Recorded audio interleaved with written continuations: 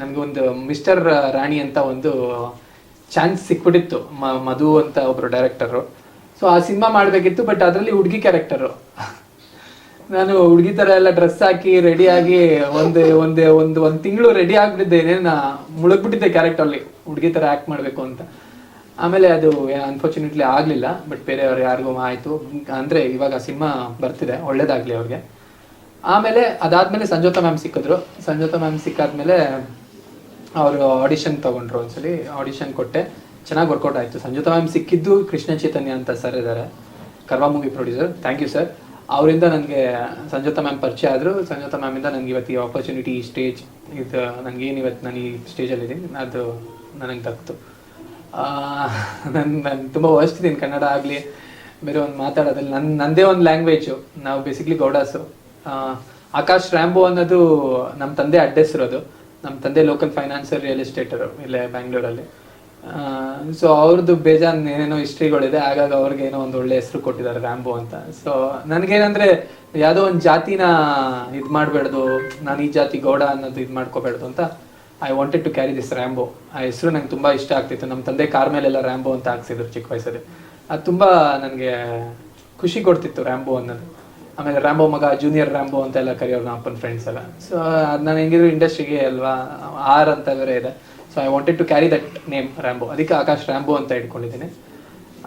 Ma'am ಸಿಕ್ಕಿದ್ರು, ma'am ಜೊತೆ journey start ಆಯಿತು. ಆಮೇಲೆ ತುಂಬ ಚೆನ್ನಾಗಿತ್ತು. ಮ್ಯಾಮ್ ಫಸ್ಟ್ ಟೈಮ್ ಇದಂತೂ ಸ್ಟೋರಿ ನರೇಟ್ ಮಾಡಿದಾಗ ನನಗೆ ಸಖತ್ ಖುಷಿ ಇತ್ತು. ಆ ಸ್ಟೋರಿ ಕೇಳಿದಾಗ ಆ್ಯಕ್ಚುಲಿ ನಾನು ಒಂದು ವಾರ ಫುಲ್ ಡ್ರೀಮ್ ಮಾಡ್ತಾ ಇದ್ದೆ. ನಾನು ಹಿಂಗೆ ಬರುತ್ತಾ ಸಿನಿಮಾ, ಹಂಗೆ ತೆಗಿತೀವಿ, ಹಿಂಗೆ ಮಾಡ್ತೀವಿ ತುಂಬ. ಆಮೇಲೆ ಸಿನಿಮಾ ತೆಗ್ದಿದ್ದೀವಿ, ಬಟ್ ನಮ್ಮ ತಲೆಯಲ್ಲಿ ಇದ್ದಿದ್ದ ಸ್ಟೋರಿ ಇನ್ನೂ ಸ್ಟ್ರಾಂಗ್ ಆಗಿತ್ತು. ಬಟ್ ತುಂಬ ಲೆಂತ್ ವೈಸು ಇದೆಲ್ಲ ಎಷ್ಟೊಂದು ಸೀನ್ಸ್ಗಳು, ಕಾಮಿಡಿ ಸೀನ್ಸ್ನ ಕಟ್ ಮಾಡಬೇಕಾಯ್ತು. ಬಟ್ ಆದರೂ ಏನು ಕಮ್ಮಿ ಇಲ್ಲ, ಸಿನಿಮಾ ಪ್ಯಾಕ್ಡ್ ಆಗಿದೆ. ದಯವಿಟ್ಟು ಒಂದು ಸಿನಿಮಾ ನೋಡಿ. And passing to police Samyukta arrest ಮಾಡಬೇಕು. ಪೊಲೀಸ್ ನನಗೆ ನ್ಯಾಷನಲ್ ಅವಾರ್ಡ್ ಬಂದಿದೆ ಅಂತ ಮೇಡಮ್ ಹೇಳಿದ್ರು ಅಂತ ನನಗೆ ಎಲ್ಲೋ ಒಂದ್ ಕಡೆ ತಲೆಲಿದೆ, ಗೊತ್ತಿಲ್ಲ. State award. ಆಮೇಲೆ ಯಾವ್ದ್ರಲ್ಲೂ ಪೊಲೀಸ್ ಕ್ಯಾರೆಕ್ಟರ್ ಮಾಡಿಲ್ಲ ಅಂತ ಸುಳ್ಳು ಹೇಳಿ ತಗ್ಸ್ಕೊಂಡಿದ್ದಾರೆ, ಧಿಕ್ಕರಿಸ್ತೇವೆ. ಅವ್ರು ಅಲ್ಲಿ ಕಾಣ್ತಿದಾರಲ್ಲ, ಅವ್ರು ಹೇಳಿದ್ರು ಈಗ. ಅರುಣ್ ಸರ್ ಲಂಗೋಟಿ ಮ್ಯಾಟ್ ಈ ಸಿನಿಮಾ ಕೇಳಿದಾಗ ಎಲ್ಲರೂ ಕರೆಕ್ಟ್ ಆಗಿ ತಗೊಳ್ಳಿಲ್ಲ. ಲಂಗೋಟಿನ ಏನದು, ಯಾರು ಡೈರೆಕ್ಟರ್? ಲೇಡಿ ಡೈರೆಕ್ಟರ್ ಆಗಿ ಲಂಗೋಟಿ ಅಂತ ಹೆಸರಿಟ್ಟಿದಾರ. ಶಪ್ಪ ಹೆಂಗಿರುತ್ತೋ ಏನೋ ಮೂವಿ ಅಂತ ಹೇಳ್ಬಿಟ್ಟು. ಇಲ್ಲ, ಮೂವಿ ಕಾನ್ಸೆಪ್ಟ್ ಎಲ್ಲ ಚೆನ್ನಾಗಿದೆ, ಹಾಗೆ ಹೇಗೆ ಅಂತ ಕೆಲವೊಂದಷ್ಟು ಜನ ಕೇಳಿದೀನಿ. ಕೆಲವೊಂದಷ್ಟು ಜನ ಒಪ್ಕೊಂಡಿದ್ದಾರೆ ಲಂಗೋಟಿ ಮ್ಯಾನ್ ಓಕೆ ಡಿಫ್ರೆಂಟ್ ಆಗಿದೆ ಟೈಟಲ್, ನೋಡೋಣ ಮೂವಿ ಹೇಗಿದೆ ಅಂತ. ಸ್ಟಾರ್ಟಿಂಗ್ ಸ್ಟೋರಿ ಎಲ್ಲ ಹೇಳಿದಾಗ ನನಗೂ ಓಕೆ ಆಯ್ತು.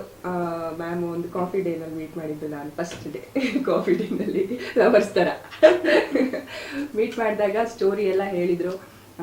ಸ್ಟೋರಿ ಎಲ್ಲ ತುಂಬ ಚೆನ್ನಾಗಿ ಅನ್ನಿಸ್ತು. ಆಮೇಲೆ ಮ್ಯಾಮ್ ಟೈಟಲ್ ಏನೇನು ಕೇಳಿದೆ, ಲಂಗೋಟಿ ಮ್ಯಾನ್. ನನಗೆ ಒಂದ್ಸಲ ಶಾಕ್ ಆಯಿತು, ಲಂಗೋಟಿ ಮ್ಯಾನ್ ಹೆಂಗಪ್ಪ, ಲಂಗೋಟಿ ಮ್ಯಾನ್ ಏನು ಮಾಡೋದು? ಸರಿ, ಸ್ಟೋರಿ ಕಾನ್ಸೆಪ್ಟ್ ಚೆನ್ನಾಗಿದೆ, ನನ್ನ ರೋಲ್ ಕೂಡ ಚೆನ್ನಾಗಿದೆ, ಸರಿ ಒಪ್ಕೊಳ್ಳೋಣ.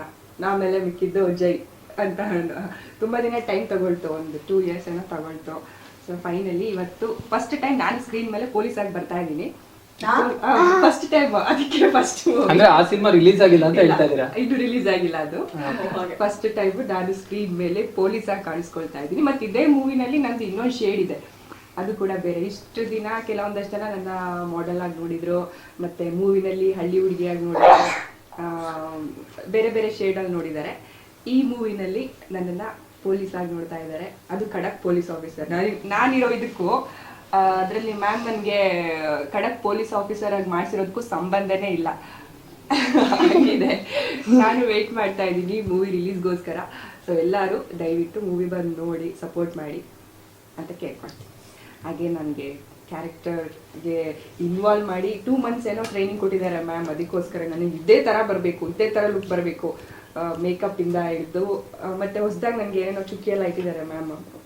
ಅದೇನು ಅರ್ಧ ಸೀನ್ಸ್ ಅಲ್ಲಿ ಅರ್ಧ ಸೀನ್ ಮೇಕಪ್ ಬೇರೆ ಮಾಡ್ಕೊಂಡ್ಬಿಟ್ಟಿದ್ದಾಳೆ, ಅವರಾಗೆ ಮೇಕಪ್ ಮಾಡ್ಕೊಂಡ್ಬಿಡೋರು. ಹಾಗಾಗಿ ಇಲ್ಲ ಇವ್ರು ಅವಾಗ ಬಂದು ಮೇಕಪ್ ಮಾಡ್ತಾ ಇದ್ರು. ನಾನು ಕಂಟಿನ್ಯೂಟಿ ಚೆಕ್ ಮಾಡ್ತಾ ಹೀರೋ ತರನೇ ಇರ್ಲಿಲ್ಲ. ಇವರೇ ಪ್ರೊಡಕ್ಷನ್ ಬಾಯ್, ಇವರೇ ಡೈರೆಕ್ಟರ್, ಇವರೇ ಮೇಕಪ್ ಆರ್ಟಿಸ್ಟ್. ಡೈರೆಕ್ಟರ್ ಅಲ್ಲ, ನಾನೇ ಹೊಡಿತೀನಿ. ಆಕ್ಚುಲಿ ಹೇಳ್ಬೇಕಂದ್ರೆ ಮೇಡಮ್ ತುಂಬಾ ಕಷ್ಟಪಟ್ಟಿದ್ದಾರೆ. ಮದ್ವೆ ಮಾಡಿ ನೋಡಿ, ಮನೆ ಕಟ್ ನೋಡಿ ಅಂತಾರೆ, ಸಿನಿಮಾ ಮಾಡಿ ನೋಡಿ ಅಂತಾನು ಆಡ್ ಮಾಡ್ಬೇಕು. ಯಾಕಂದ್ರೆ ಅಷ್ಟು ಈಸಿ ಅಲ್ಲ ಒಂದ್ ಸಿನಿಮಾ ಮಾಡೋದು. ಅದು ಒಬ್ಬ ಹುಡುಗರೇ ತಟ್ಟಾಡ್ತಾ ಇದಾರೆ, ಅರ್ಥಂಬರ್ಧ ಸಿನಿಮಾ ಮಾಡ್ಕೊಂಡು ಇನ್ನೂ ಸಿನಿಮಾ ರಿಲೀಸ್ ಆಗದೆ ಒದಾಡ್ತಾ ಇದಾರೆ, ಓಡೋಗ್ಬಿಟ್ಟಿರ್ತಾರೆ ಎಷ್ಟೊಂದ್ ಜನ ಸಿನಿಮಾಗಳು. ಪ್ರೊಡ್ಯೂಸರ್ನ ಲಾಸ್ ಮಾಡಿ ಅರ್ಧಕ್ಕೆ ಎಡಿಟಿಂಗ್ ಕಂಪ್ಲೀಟ್ ಮಾಡಿದೆ, ಮ್ಯೂಸಿಕ್ ಮಾಡಿದೆ, ಎಸ್ಕೇಪ್ ಆಗ್ಬಿಟ್ಟಿರ್ತಾರೆ. ಅಂಥದ್ರಲ್ಲಿ ಮೇಡಮ್ ಅವ್ರ ಕೆಲ್ಸಗಳು ಇದ್ದೂ ವೀಕೆಂಡ್ಸ್ ವರ್ಕ್ ಮಾಡ್ಕೊಂಡು ಆಗಾಗ ಸ್ವಲ್ಪ ಸಿನಿಮಾ ಲೇಟ್ ಆಯ್ತು ನಮ್ಗೆ. ಬಟ್ ಆದ್ರೂ ತುಂಬಾ ಎಫರ್ಟ್ ಹಾಕಿದ್ದಾರೆ. ಪ್ರತಿಯೊಬ್ರು ಎಲ್ಲಾ ಕಡೆ ಕ್ಯಾಸ್ಟಿಂಗ್, ಇವಾಗ ಅವ್ರನ್ನ ಕಾಫಿ ಡೈಲ್ ಮೀಟ್ ಮಾಡೋದ್ರಲ್ಲ ಆ ತರ ಪ್ರತಿಯೊಬ್ಬರಿಗೂ ಅವ್ರದೇ ಸಪ್ರೇಟ್ ಟೈಮ್ ಕೊಟ್ಟು, ಅಂದ್ರೆ ಪ್ಲಾನ್ ಮಾಡೋದಿದೆಯಲ್ಲ, ಇಟ್ಸ್ ಲೈಕ್ ಮಾಸ್ಟರ್ ಮೈಂಡ್. ಅದು ತುಂಬಾ ಈಸಿ ಅಲ್ಲ. ಆಮೇಲೆ ಎಷ್ಟೊಂದು ಕೆಲಸದಲ್ಲಿ ಒಂದೊಂದು ಕೆಲಸಗಳು ಮರ್ತೋಗ್ಬಿಡೋರು ಅಥವಾ ಏನೇನೋ, ಬಟ್ ಎಲ್ಲಾನು ಬ್ಯಾಲೆನ್ಸ್ ಮಾಡಿ ಮಾಡೋದಿದೆಯಲ್ಲ, it's really like tough job. ತುಂಬಾ ಕಷ್ಟಕರ ಸಕ್ಸಸ್ ಮೀಟಲ್ ಹೇಳ್ರು. ಹೌದಾ? ನಾನು ಸ್ಟ್ರಾಂಗ್ಲಿ ಬಿಲೀವ್ ಮಾಡೋದು ಕಾನ್ಸೆಪ್ಟ್ ಮೇಲೆ. ಟೆಕ್ನಾಲಜಿ ಅಂದ್ರೆ ನನಗೆ ಸೆಕೆಂಡ್ರಿ. ಕತೆ ಚೆನ್ನಾಗಿರ್ಬೇಕು, ಎಮೋಷನ್ಸ್ ಕರೆಕ್ಟಾಗಿ ಕೊಡ್ಬೇಕು, ಕ್ಯಾರೆಕ್ಟರ್ಸ್ ಕರೆಕ್ಟಾಗಿ ಕೊಡ್ಬೇಕು ಅನ್ನೋದು ನನ್ನ ಪ್ರೈಮರಿ ಫೋಕಸ್. ಸೊ ಅದ್ರಲ್ಲಂತೂ ಅಂದ್ರೆ ಅದು ಯಾವತ್ತೂ ಅದು ಎವರ್ಗ್ರೀನ್. ಅದು ನಾವು ಕರೆಂಟ್ ಟ್ರೆಂಡಿಗೆ ಅಪ್ಗ್ರೇಡ್ ಆಗ್ತಾ ಇರ್ಬೇಕು ಅಷ್ಟೇ. ಈಗ 10 ವರ್ಷದ ಹಿಂದಿರೋ ಕ್ಯಾರೆಕ್ಟರ್ ಬೇರೆ ತರ ಇರುತ್ತೆ, ಈಗ ಬಿಹೇವ್ ಮಾಡೋ ಕ್ಯಾರೆಕ್ಟರ್ ಬೇರೆ ಇರುತ್ತೆ. ಸೊ ಅದ್ರ ಅಪ್ಗ್ರೇಡೇಷನ್ ವೆರಿ ಇಂಪಾರ್ಟೆಂಟ್ ಟೆಕ್ನಾಲಜಿಗಿಂತ ನನ್ನ ಪ್ರಕಾರ. ಸೊ ಆ ಅಪ್ಗ್ರೇಡೇಷನ್ ನನಗೆ ಈಸಿ ಆಯ್ತು. ಯಾಕಂದ್ರೆ ನಾನು ಆಲ್ಮೋಸ್ಟ್ ಅಂದ್ರೆ ಇವತ್ತಿನ ಯಂಗ್ಸ್ಟರ್ ಜೊತೆಗೆ ಮೂವ್ ಮಾಡ್ತಾ ಇರ್ತೀನಿ. ಅವ್ರ ಜೊತೆ ಅವ್ರು ಯಾವ ಥರದ್ದು ಇಷ್ಟಪಡ್ತಾರೆ, ಯಾವ ಟೇಸ್ಟ್ ಏನು ಅಂತ ಸ್ವಲ್ಪ ತಿಳ್ಕೊತಾ ಇರ್ತೀನಿ. ಸೊ ಆ ಅಪ್ಗ್ರೇಡೇಷನ್ ಅಂತೂ ಆಗಿದೆ. ಟೆಕ್ನಾಲಜಿಕಲಿ ಎಸ್, ಫ್ರಾಂಕ್ಲಿ ಸ್ಪೀಕಿಂಗ್ ನಾನು ತುಂಬಾ ಅಪ್ಗ್ರೇಡ್ ಆಗಿದೆ, because I am not a techie. So ಹಾಗಾಗಿ ಟೆಕ್ನಾಲಜಿಗೆ ನಾನು ತುಂಬಾ ಅಂದ್ರೆ ಡೆವಲಪ್ ಆಗಿಲ್ಲ. But at the same time ನಾನು ನನ್ನ ಟೆಕ್ನಿಕಲ್ ಟೀಮ್ನ ಡಿಪೆಂಡ್ ಆಗಿದ್ದೀನಿ. ಈಗ ಕ್ಯಾಮ್ರಾಮನ್ ನಾವು ಕೂತಾಗ ನನಗೆ ಈ ಮೂಡ್ ಈ ತರ ಹೋಗ್ಬೇಕು, ಈ ಸೀನ್ದು ಹೇಗೆ ಅಂತಂದ್ರೆ ಆಗ ಅವರು ಒಂದಿಷ್ಟು ಇನ್ಪುಟ್ ಕೊಡ್ತಾರೆ. ನಾನು ವಿಜುವಲ್ ಹೇಗೆ ಬರಬೇಕು ಅಂತೀನಿ, ಅದಕ್ಕೆ ಟೆಕ್ನಿಕಲ್ ಹೇಗೆ ಟ್ರಾನ್ಸ್ಫಾರ್ಮ್ ಮಾಡಬೇಕು ಅನ್ನೋದನ್ನ ಕ್ಯಾಮ್ರಾಮನ್ ಅಥವಾ ಟೆಕ್ನಿಕಲ್ ಟೀಮ್ ಅವರು ಯಾವ್ದೋ ಅವರು ಅದನ್ನ ಎನ್ಹಾನ್ಸ್ ಮಾಡಿದ್ದಾರೆ. ಇಷ್ಟು ಗ್ಯಾಪ್ ಯಾಕಾಯ್ತು ಅಂತಂದ್ರೆ, ಸಿನಿಮಾ ಮುಗಿದ ಮೇಲೆ ನನಗೆ ಟೆಲಿವಿಷನ್ ಕಡೆ ಹೋಗ್ಬಿಟ್ಟೆ. ನಂಗೆ ಇಮಿಡಿಯೇಟ್ ಒಂದು ಟೆಲಿವಿಷನ್ ಕಡೆ ಜಾಬ್ ಸಿಕ್ಬಿಡ್ತು. ಸೊ ನನ್ನ ತಲೆಯಲ್ಲಿ ಏನಿತ್ತು ಅಂದ್ರೆ ಟೆಲಿವಿಷನ್ ಕಡೆ ಹೋಗಿ ಅಲ್ಲಿ ಮಾಡ್ತಾ ಮಾಡ್ತಾ ಇನ್ನೊಂದು ಸಿನಿಮಾ ರೆಡಿ ಆಗೋಣ ಅನ್ನೋದು ಏನಿತ್ತು ಅದು ಭ್ರಮೆ ಆಗೋಯ್ತು. ಯಾಕಂದ್ರೆ ಟೆಲಿವಿಷನ್ ಏನಂತಾರೆ ಎವ್ರಿ ಡೇ ನಾವು ಸೀರಿಯಲ್ ಟೆಲಿಕಾಸ್ಟ್ ಆಗ್ತಾ ಇರ್ಬೇಕಲ್ಲ. So that is not an easy job. ನಮ್ದು ಆಲ್ಮೋಸ್ಟ್ 24/7 ಅದಕ್ಕೆ ಟೈಮ್ ಇನ್ವೆಸ್ಟ್ ಮಾಡೋ ಥರ ಆಗ್ಬಿಡ್ತು. ಸೊ ಹಾಗಾಗಿ ನಂಗೆ ಗೊತ್ತಾಗಿಲ್ಲ. ನೋಡ್ತಾ 3 ವರ್ಷ ಕಳೆದೋಗ್ಬಿಟ್ಟಿದೆ. ನಾನು ಸ್ಕ್ರಿಪ್ಟ್ ಮಾಡ್ತೀನಿ ಅಂತ ಹೇಳ್ತಾನೆ ಇದ್ದೀನಿ. ಆಮೇಲೆ ಒಂದ್ಸಲ ಸೀರಿಯಸ್ ಆಗಿ ಯೋಚನೆ ಮಾಡ್ತೀನಿ, 3 years ಆಗೋಯ್ತಲ್ಲ ಅಂತ ಅನ್ಕೊಂಡು ಕೊನೆಗೆ ನಾನು ಮತ್ತೆ ಒಂದು ಟೆಲಿವಿಷನ್ ಕ್ವಿಟ್ ಮಾಡಿ ಮತ್ತೆ ಹೊಸ ಸ್ಕ್ರಿಪ್ಟ್ ಅಂತ ಹೇಳ್ಕೊಂಡು ಸ್ಟಾರ್ಟ್ ಮಾಡಿದೆ.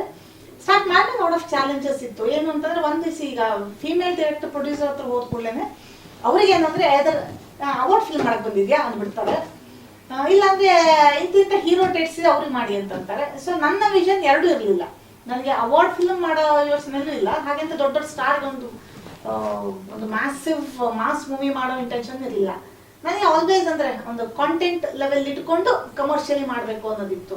ಸೊ ಮೇ ಬಿ ಅದನ್ನಂದ್ರೆ ನಾನು ಪ್ರೊಡ್ಯೂಸರ್ಗೆ ಹೇಳಿ ಅರ್ಥ ಮಾಡಿಸೋದು ನಂಗೆ ಭಾಳ ಚಾಲೆಂಜಿಂಗ್ ಟಾಸ್ಕ್ ಆಯಿತು. ಆಮೇಲೆ ಒಂದ್ಸಲ ಅರ್ಥ ಆಯ್ತು ಅವ್ರಿಗೆ. ಕೊನೆಗೆ ಅವರು ಇಷ್ಟಪಟ್ಟು ಈ ಕಾನ್ಸೆಪ್ಟ್ ಅನ್ನ ವರ್ಕ್ ಮಾಡಿ ಅಂತ ಹೇಳಿದ್ರು. ಸ್ಕ್ರಿಪ್ಟ್ ಎಲ್ಲ ರೆಡಿ ಆಗೋಷ್ಟೊತ್ತಿಗೆ ಕೋವಿಡ್ ಬಂದ್ಬಿಡ್ತು. ಸೊ ಕೋವಿಡ್ ಸದ್ರೆ ಒಂದು 2-3 ವರ್ಷ ನಮ್ಮನ್ನ ಸುಮ್ಮನೆ ಕೂಡಿಸ್ಬಿಡ್ತು. ಸೊ ಕೋವಿಡ್ ಆದ್ಮೇಲೆ ಮತ್ತೆ ನೋಡತಕ್ಕ ಪ್ರೊಡ್ಯೂಸರ್ ಸ್ವಲ್ಪ ಬೇರೆ ಬೇರೆ ಫಿನಾನ್ಷಿಯಲ್ ಕಮಿಟ್ಮೆಂಟ್ ಇತ್ತು ಅಂತ ಅವ್ರು ಬ್ಯಾಕ್ ಆಫ್ ಆದ್ರು. ಆಮೇಲೆ ಮತ್ತೆ ಹೊಸ ಜರ್ನಿ ಸ್ಟಾರ್ಟ್ ಆಯ್ತು.